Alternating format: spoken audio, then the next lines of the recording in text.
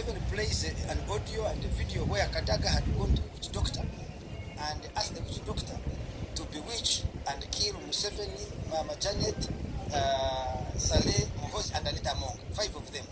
And that, yes, and Kadaga admits to have visited the witch doctor and that these audios that Museveni was playing are actually authentic and true. No way. She has to break down and apologize. She has to break down and apologize. So the meeting actually centers around Kadaga's attempt to bewitch and kill the 5. No. Then when the meeting ends, the bishops raise an issue of Among's excessive wealth. When the issue is raised, they say, Museveni says, yes, I've received reports that she has accumulated a lot of money, she has 50 houses, but this information, I need to verify it because I know her house in Intinda, I am the one who bought it for her. This house in Nakasoro, I contributed the money to her building, buying and building it. The house in Chico, I also gave her some money. So I know about that.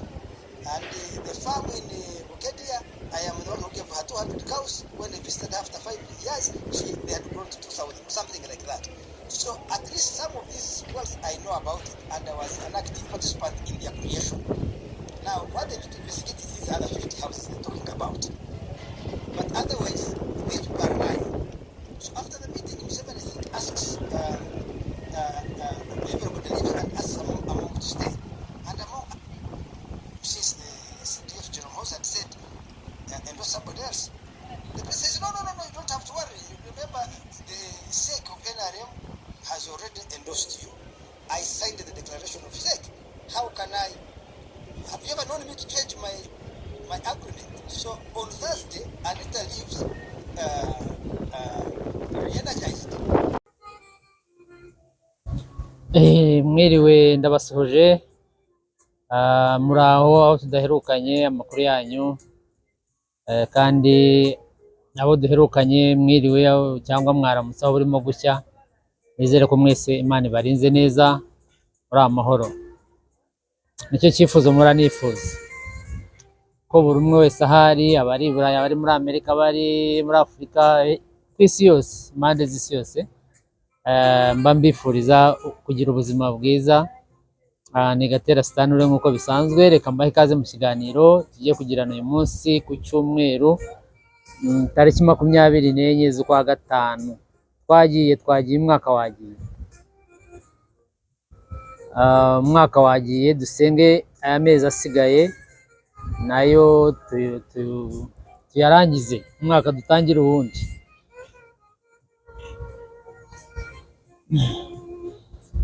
Umwaka uriruka kabisa. Ejo twari muri Noheli, none dore tugiye gusubira mu yindi. Uyu munsi tugiye kuganira. Hari amakuru maze iminsi mbabwira muri Uganda ya Speaker wa Parliament cyangwa se President w'Inteko Ishinga Amategeko ya Uganda, Anita Among, bandika AAA, niyo mazina ya muri abbreviations mu mine AAA, Anita Among. Muri iyi minsi inkuru nagenzi shyiraho yarafashwe, urugo rwe rurasakwa, ingo ze nako, musibo ejo hashize bari bamaze gusaka ingo ze ebyiri zo muri Kampala, ingo nziza ziteye ubwoba cyane,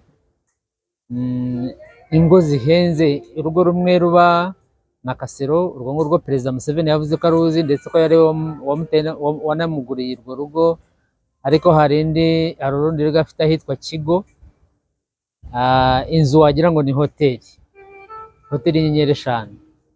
Ibirahure biyigize nk'uko mwayibonye cyangwa se ndongera nyibereke, ni bulletproof na sasu ryanyuramo.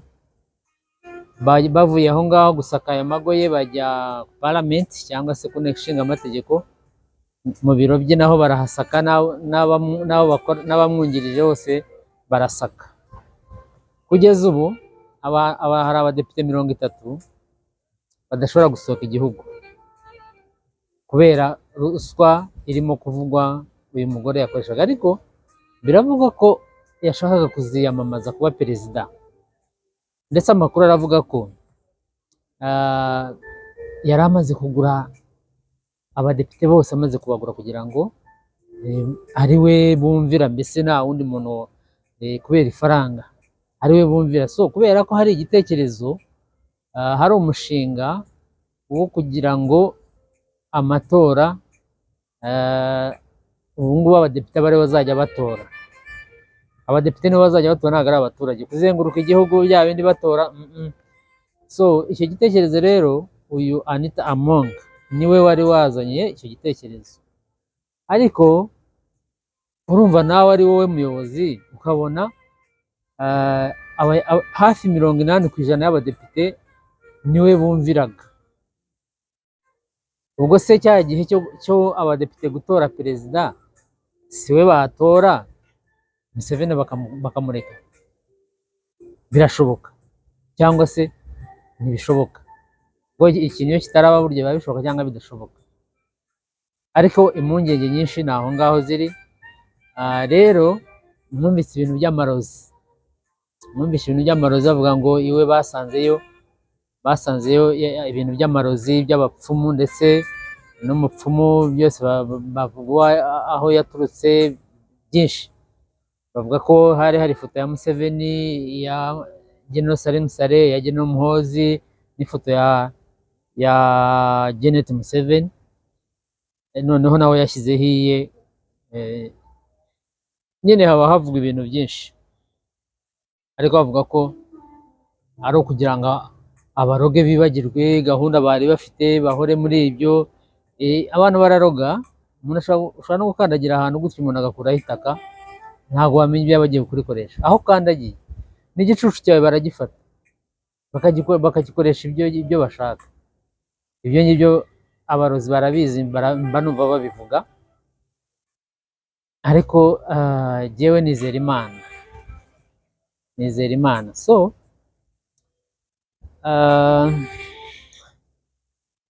ni ukuvuga ngo ayo marozi nayo yateje ikibazo. Ariko muribuka ko hari inkuru nagiye mbereka, ngira ngo muraza no gusubira ku musingi wenda murebe ko basatse inzu basangamo amakontineri yuzuye amafaranga, yuzuye amashiringi, amadolari, ibiki byose, icyumba cyuzuye. N'imodoka barazitwara, imodoka enye zihenze barazipakiye. Amavideyo muraza kuyabona ku musingi ariho. Hanyuma yaho yatanze izindi modoka 10 yagenderagamo. Urumva bukira afite. Ibyo birangiye, abashinzwe umutekano basaka izo nzu bafashe urugendo rurerure, rushobora kuba ruri hafi nko kuva Kampala ujya mu Rwanda, kujya gusaka urugo rwe rundi ruba hitwa Bukedeya. Baragenda bararusaka, barangije bajya gusaka, bakora urundi rugendo bajya gusaka nyina, urugo rwa nyina. Bahavuye bajya gusaka urugo rw'umuvandimwe bavukana, hose barahasaka. Ntabwo tuzi ngo n'abavandimwe byabagizeho ingaruka, ariko gahunda nuko zimeze. Nawe ikibazo gihari ubu ngubu rero,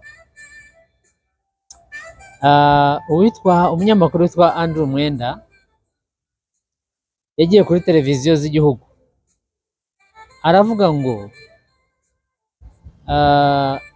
Anita Among ntabwo ari wari waroze Museveni na Salim Saleh na General Muhoozi na Janet Museveni, ahubwo yavuze uwo Anita yasimbuye witwa Kadaga, ngo niwe wagiye mu bapfumu ajya kuroga Museveni, ajya kuroga General Muhoozi, ajya kuroga General Salim Saleh, ajya kuroga Janet Museveni.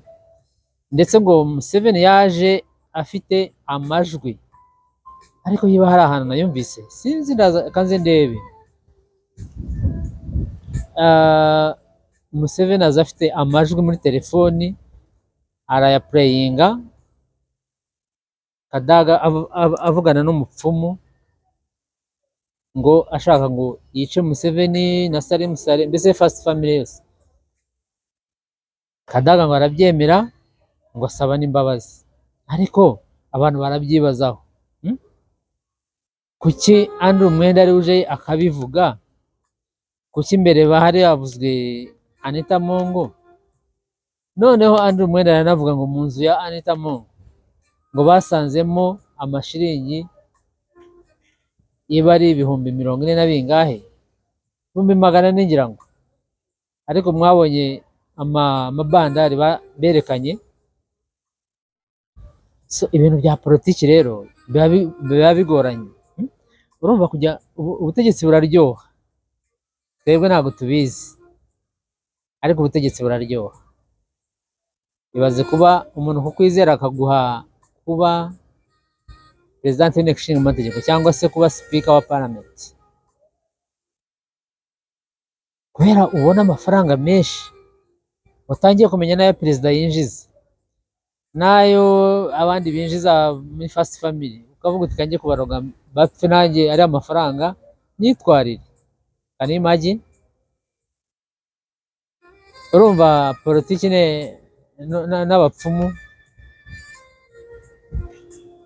Ariko kugeza ubu hari ifoto nabonye ya Kadaga ari mu bapfumu, ariko iyo yigeze imaze igihe, ntabwo ari iya vuba kuko nigeze kuyibonaho kera, ariko birashoboka ko icyo gihe aribwo wenda yagiye mu bapfumu. Intelligence zirakorerega, ahubwo ruswa ni iki kibazo. Ariko ubu kubera hagiye kuba uyu munsi cyane nibwo hari amatora ya NRM, ishyaka rya Perezida Museveni riri butore uzaba Speaker wa Parliament na Vice we na Deputy we. Bamaze gutanga candidate zabo, ubwo dutegereje kuri, ariko ba Museveni na Salim na Gino Muhoozi bari bemeje uwitwa Oboss. Ubu turibaza amarozi koko, amarozi baroga perezida agapfa, murabona byashoboka? Ariko abantu baba bagerageza nyine ngo barebe ko byashoboka. Ariko amarozi atinya imbunda, atinya isasu. Amarozi atinya imbunda, atinya isasu. Ariko ubu ngubu mujya mubyumva ngira ngo hirya no hino abantu babivuga, ruswa muri Uganda yabaye ruswa yabaye ruswa koko. Ndaje mbashyireho aka video ka Andrew Mwenda asobanura ukuntu Kadaga yagiye kuroga Museveni na Salim Saleh na Gino Muhoozi na Janet Museveni. So ntago tubizi, ariko who is fooling who? Barimo kutubeshya, hari ikindi kibyihishe inyuma. Ariko ku bya Anita Mongo byo twabyemera kuko ubu ngubu arafunze, inzu ze barazisatse, imodoka ze barazitwaye, amafaranga yari afite yose. Ariko yaramaze kuba umuntu ukomeye cyane, kuko yajyaga i Roma kwa Papa, murabizi kuba bitoroshye, ariko yajyaga amaze kujyayo inshuro 3 agenda, ndetse bakamuha umwanya akaganira na Papa. Ndetse yajyanyeyo n'impanga ze yabyaye baziha umugisha, ariko umugisha ndabona utarabaye umugisha, ndabona warahinditsemo ibyago. Ahubwo iyo umuntu ajyayo inshuro 3 bakamuha Papa bakaganira abantu babiri amaso ku maso, uwo muntu ntabwo aba yoroshye. Wumve urwego yarageze. Ariko ubu ngubu ahari uyu munsi aravuga, aricuza. N'umugabo we bamaze nawe imitungo yamaze gufatwa, niyo wari ukuriye FUFA nk'uko numva Ferwafa mu Rwanda, nawe umwanya yawusezeye. Hari abandi batangiye kwiyamamaza kuba aribo bayiyobora. Mbese ni ibibazo kurwo n'abandi, nabo badepite bandi nabo 30 badashobora gusohoka igihugu, nabo imitungo yabo yarafatiriwe, nabo mu minsi ya vuba turaza kumva ibyabo. So ni ukuvuga ngo Anita Among yenda yari yateguye pate cyangwa se yari yateguye umunsi mukuru wo gusangira n'abadepite, akabashimira ndetse no kubasaba ngo bazamutore ku mwanya wa speaker, umwanya wa president w'inteko ishinga amategeko, nanone indi manda yindi, bamara manda y'imyaka 5 nabo. So gahunda rero murumva nuko zimeze. Amarozi arimo araca ibintu, amarozi.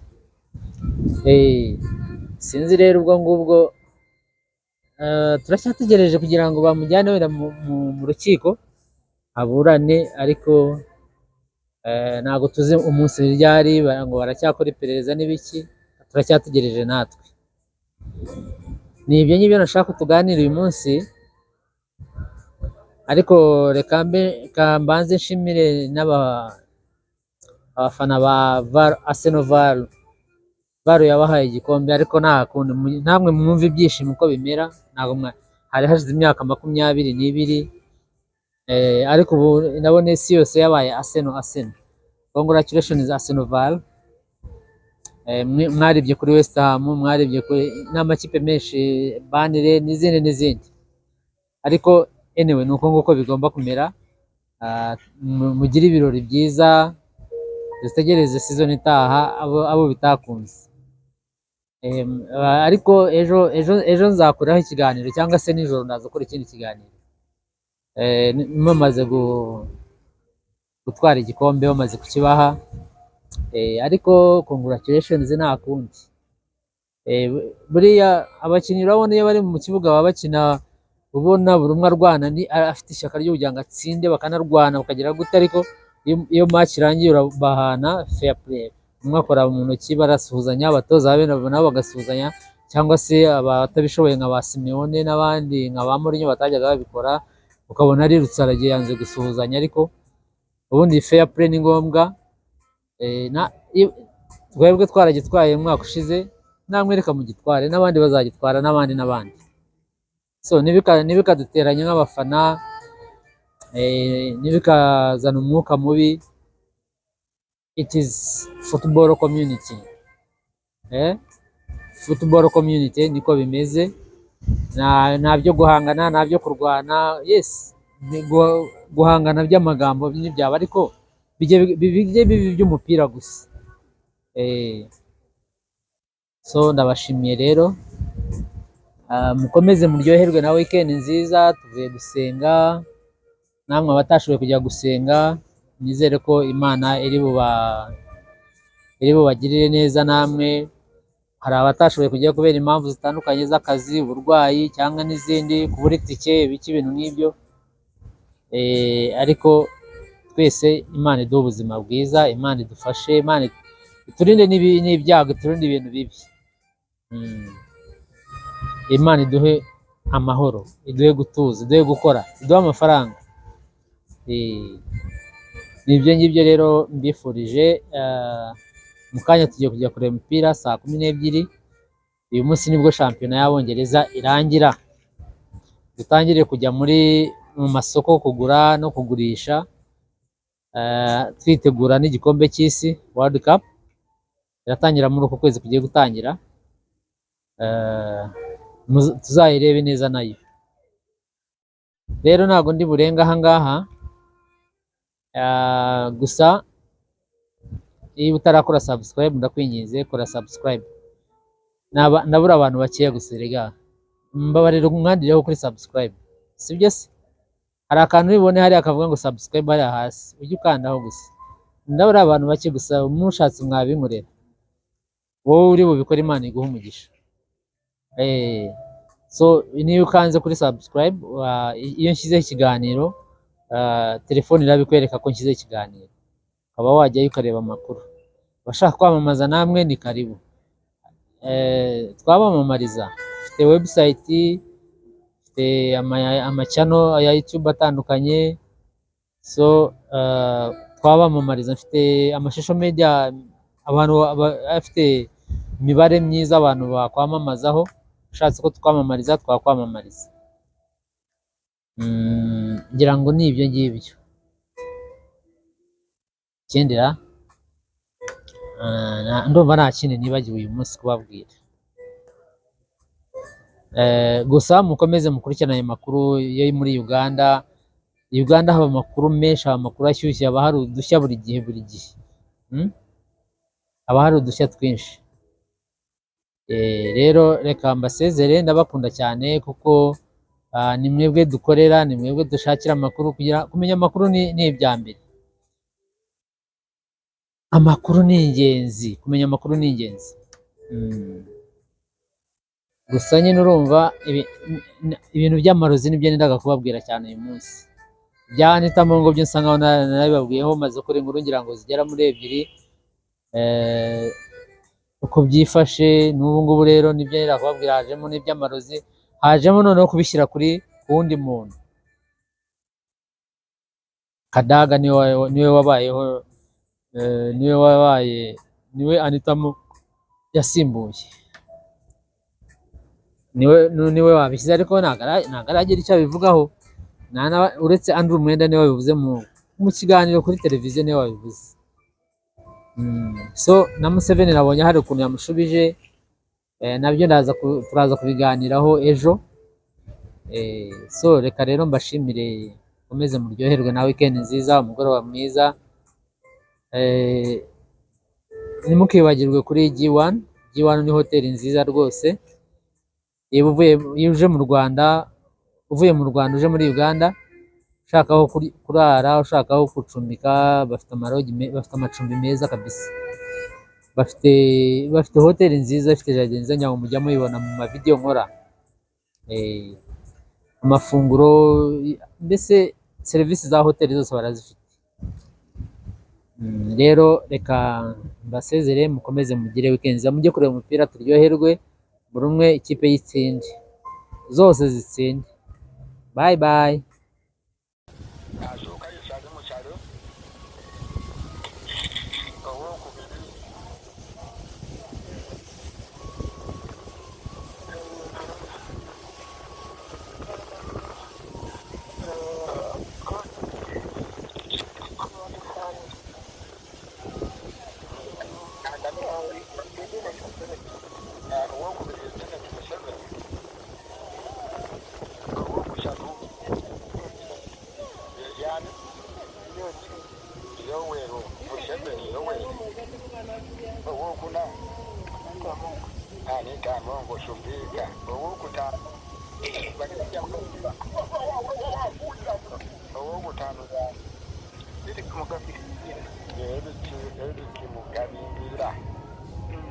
Kale buliriza bajjajja bo kye bagenda okugamba ojja kutya.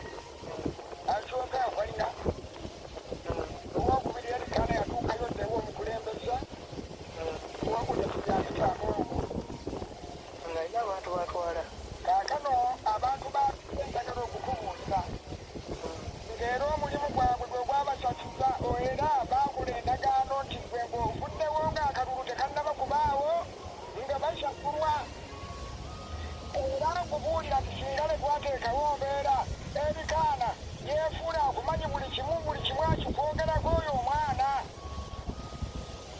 era okuwulira ate tetugenda kulugula kibooko tetugenda kutuga butuzi ennuŋŋamu entuga nga tugambe bajjajjaabo okumunywamu mushayi akikindeeta owokubiri tugenda kumujja mu maanyi era bwe kibanga kyetagisiza ng'otuuse ewaffe nga bwe yali ayagala omushayi ogugwo guvwewo naffe tujja kumugjawo singa onaaba otutuukiridde mu buluŋŋamu kubanga atuwadde obuuma tubunye tukoze kyebaguze ente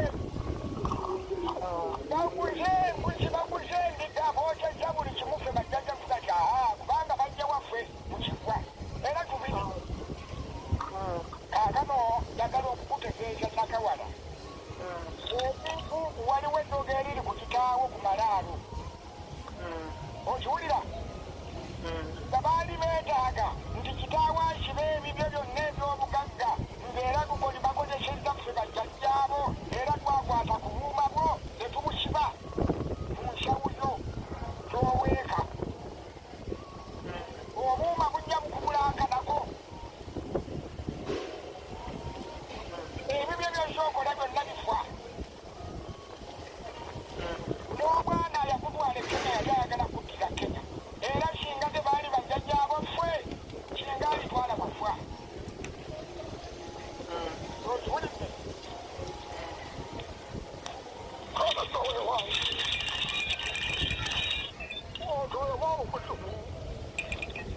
weewaawo fete okulaba weewaawo munange twajja okulabikanga munange tukulwanirira owulira okubanga ffe baatugula okulabikanga tuve masaka